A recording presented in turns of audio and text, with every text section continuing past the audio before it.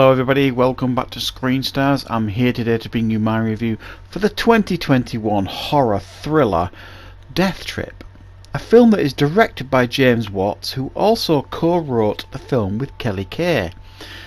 And Kelly Kay also stars in the film, as well as Tatiana Olal, Garrett Johnson, Melina Trimorace and Zoe Slobazian.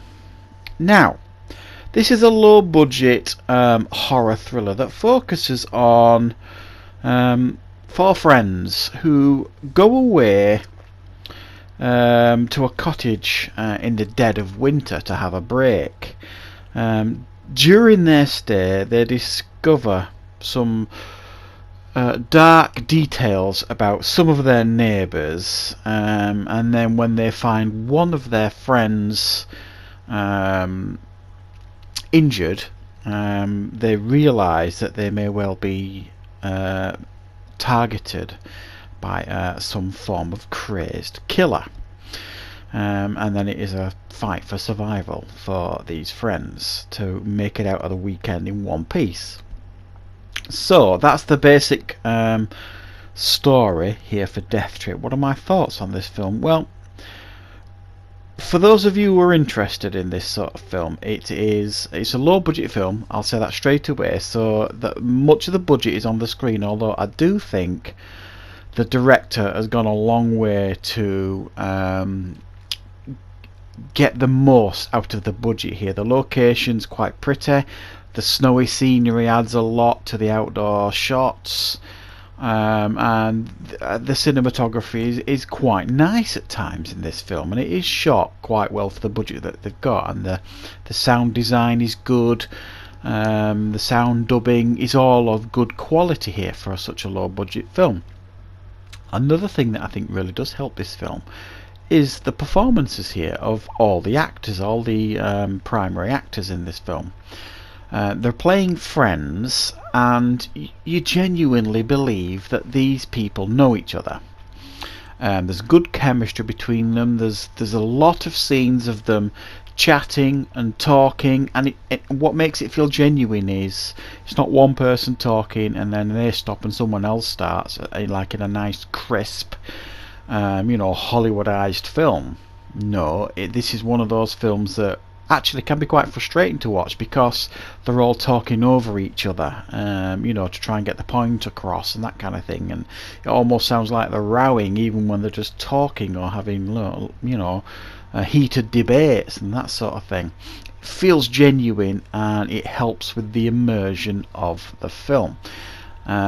You also feel like that they would do what people of this age would be doing on a weekend trip away. They're getting high for most of the weekend. They're going to strange parties with people who they don't really know.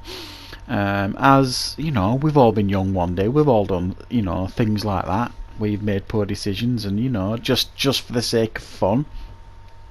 So all that sets up the film really quite nicely. It does feel very genuine, and it feels quite immersive. The film also does its best to throw you a few red herrings or a few suspects. You get the creepy neighbours, you get the the leerish guys, inviting them to parties. So you do get more than a few red herrings thrown at you at this film.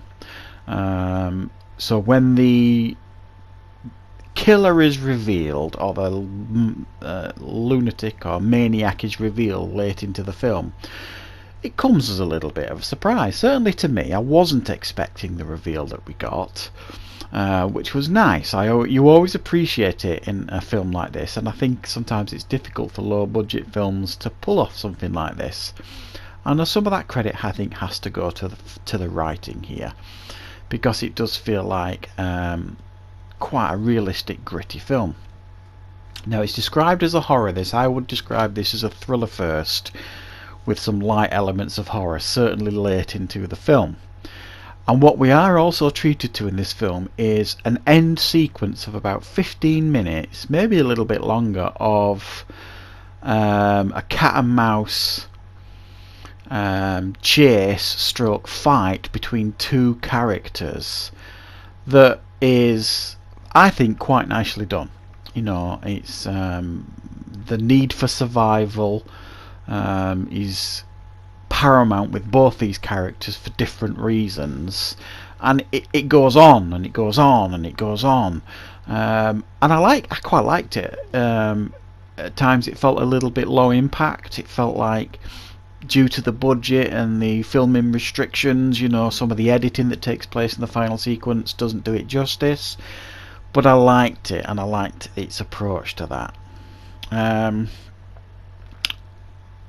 There are issues with the film. Okay, let's get down to it. Really, like I say, it is low budget, and some might not appreciate that. It's light on the horror. It's full of fake scares that it just didn't need. You know what I mean? It cheapened the film, I think, personally. I thought the writing was good enough and the performances are good enough to do without some of the cheap fake scares. And there's an artistic decision that goes on in the film that I think harms it. There's like, it keeps shifting forward and stuff in time to show you essentially what's going to be happening later in the film. Just flashes, really. For me, that removed some of the tension in the film because you already knew the outcome for some characters, which removed some of the tension, and I think the film didn't need it. You know, there's some poor decisions here by some characters, by many of them really. You know, some of the things that are happening in the film, there is more than enough indications here to get out of Dodge, if you like, to get out of here, sort of thing. But it's a film I quite enjoyed, I'm not going to lie. It's low budget, there are some problems with it, and I don't think it's for everybody. It's a slasher film without any real gore or anything like that, but it's for the low budget that it is, it's a fairly nicely put together film. And I enjoyed it far more than I expected to, because my initial reactions the first 10 or 15 minutes weren't brilliant because of the low budget side of it. So I'm going to give this one a 5 out of 10. It's worth checking out if you're looking for a low budget indie film that tries to do a lot with the budget, and put it this way, I've seen far worse in this genre. So that is my review for Death Trip. I hope you liked it. Thank you very much for watching, and of course I will be back on the channel with more content and reviews on Screen Stars very soon.